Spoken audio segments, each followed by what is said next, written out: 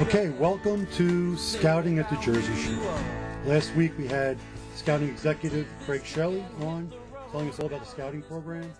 Tonight we have a very special guest and a friend of mine in Scouting, Mr. Manny Fonseca. Manny, welcome to Jersey Shore Scouting on TomsRiver.tv. Thank you for having me, Frank. Manny, your position currently with Scouts, what the council is? My current position, I'm the Finance Development Director for the Jersey Shore Council. Okay. Let's talk about your history in Scouting. Okay. Let's talk about how you got started. You started as a young boy in Scouts? Yep. And where at? What part of the country? I actually grew up in Elizabeth, New Jersey, up in northern New Jersey. And my father came home one night with an application. He was actually at our church parish, Our Lady of Fatima in Elizabeth, and asked me if I wanted to join Cub Scouts. Told me a little bit about it, and it sounded exciting and like lots of fun. So I actually started in second grade as a wolf, as a Cub Scout. Okay.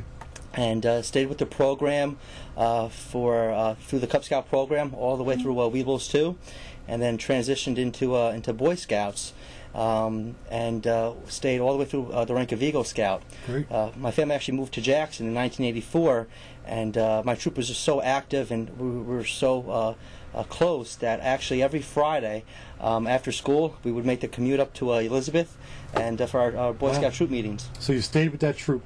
Correct. All the way through Eagle? Yes, Troop 101. You know, whenever I meet someone that was in Scouting, I always ask them two questions. What rank did you advance to? And congratulations, Manny, for being an Eagle Scout. Thank you. Second question, I ask them if they're an Eagle. What was your Eagle project? My Eagle project, I actually did it in the town of Cranford. At the time, pollution was a big issue. So we basically partnered up with the township and actually went around and informed all the citizens of pollution, especially with putting pollutants down the storm drains. Storm drains, it's a big issue down here. Correct. So basically, we came up with a universal sign in that town, which was a stencil of a fish. Okay. And we walked around to all the storm drains and stenciled that logo on each storm drain. Oh, nice. And left each home with a little pamphlet on what that meant and to think twice before they pour stuff down the storm drain. Excellent. Excellent conservation project, excellent Eagle project. Yes. Congratulations on that. Thank you. When did you decide to make Scouting your career? Well, my parents were both volunteers. My mom was a Girl Scout leader for many years, and my father was involved in Boy Scouts and actually stayed as an assistant scoutmaster for many years after I had left. And I never knew you can work for the Boy Scouts. I just had this perception that it was all volunteer run. And I was at my troop's 25th year anniversary and bumped into two of my buddies that I was in Scouts with, who we got to chatting, and we asked each other what we were doing with ourselves, and they mentioned that they were working for the Boy Scouts in New York City. Wow. So I kind of hesitated. I said, "You're working for the Boy Scouts? You mean you volunteer for the Boy Scouts?" So they're like, "No, we actually work for the Boy Scouts." And I kind of started picking their brain about it, and it intrigued me. Scouting, I firmly believe, made me the man that I am today. And when I learned that you can work for the Boy Scouts, I thought, what a great opportunity to do something for a career that I enjoyed so much as a youth and got out of it. So I did some research, and one day I was having lunch at a restaurant. These two gentlemen were sitting across from me at a table in suits, and I noticed one of them had a portfolio with the Eagle badge on it. Okay. So I started up a conversation, and long story short, the gentleman was Ethan Drady, who was our previous Scout executive, and we got to chatting. And one thing led to another, and I sent an application, got interviewed, and here I am today, doing something that I love so much. Where was your first job in Scouting? My first job was right here in Toms River. Okay. I actually started in December of 2003. That's when we met, actually. Yes, yep. As a district executive, which is an entry-level position, basically just providing quality service for our Scout units and volunteers like yourself, making sure that the adults are properly trained, the programs are a quality program and a fun, safe program for our Scouts, and did that for about 4 years until September of 2007. Okay, and then your next position was? I became the Council Finance Director, Development Director. Which is what you're doing now? Correct. I've been doing this for 2 years now. Now, let's go back a little bit. You were in college? Correct. And your major there was? My major, I have a degree in finance and as well as economics. Right, so perfect position for you now. Absolutely. Absolutely. And your next step will be a scout executive, possibly. Hopefully. That is my ambition at the end. I kind of look at the professional side of it kind of as a scout going through the ranks of from tenderfoot all the way up to eagle. So my eye is on being scout executive, and if it's not my next position, hopefully it'll be the one right after that. Well, you and I have worked together a long time in scouting, and you've done a great job, and you made scouting fun for the leaders. So Thank you. Enjoyed working with you. Going on right now. Thank you. A lot of good times. One of them is the popcorn sale. Correct. Okay. Every year I can't wait to order popcorn. So tell us a little bit about the popcorn campaign. Well, popcorn is the Boy Scouts' biggest fundraiser each year, very similar to the Girl Scouts and their cookies. When folks think about Scouts and their product, we like them to think of Trails and popcorn. So every fall, thousands and thousands of Scouts go out into the community, set up in front of a local Wawa. As they did this past weekend, we had a collaboration with Wawa, where over 50 locations, if you went there Saturday and Sunday, you saw Scouts in action. And it allows units and the Scouts to actually earn their way through scouting. If they want to go on different outings throughout the year, visit the battleship or go camping, it allows them to raise dollars to put into their own account so they have money to do so. Every popcorn purchase that an individual makes, 70% of that goes back to scouting, which is great. When you think of the return, it's a phenomenal return.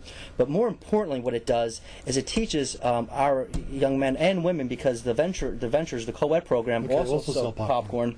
It teaches them not only to learn their own way, but salesmanship. It tweaks their communication skills. With the Boy Scouts, they could actually earn some requirements towards their salesmanship merit badge, their personal management merit badge. Good. And communications merit badge, and what we do also is a lot of the community has started to back us. For example, Ocean First Bank. Ocean First Bank tends to give out a lot of gifts throughout the year. So this year they gave us a very nice $4,000 corporate sponsorship, where popcorn will be their gifts to a lot of their clients. What we do is, just to give you some figures. Last year we did about $420,000 worth of popcorn. Just in Ocean County. Correct, in Ocean and Atlantic County. Okay.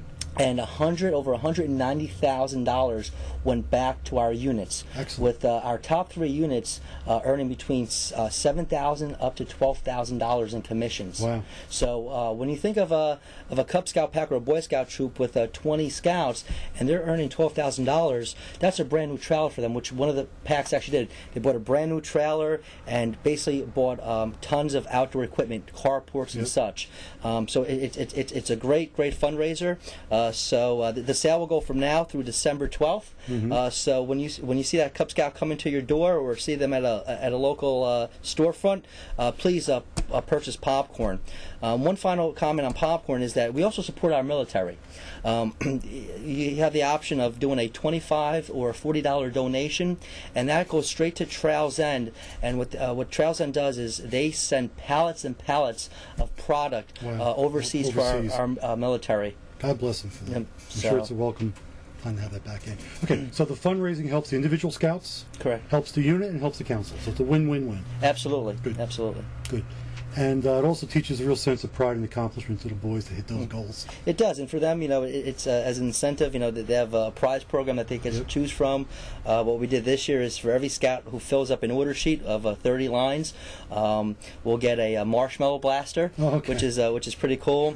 And then we also came up with other fun incentives. There's a $500 club and a $750 club where they get different patches for that. So it teaches them. They also get instant recognition and make it fun. And all levels of scouting. So Cub Scouts, Boy Scouts, Venture. Correct. All Absolutely. Levels.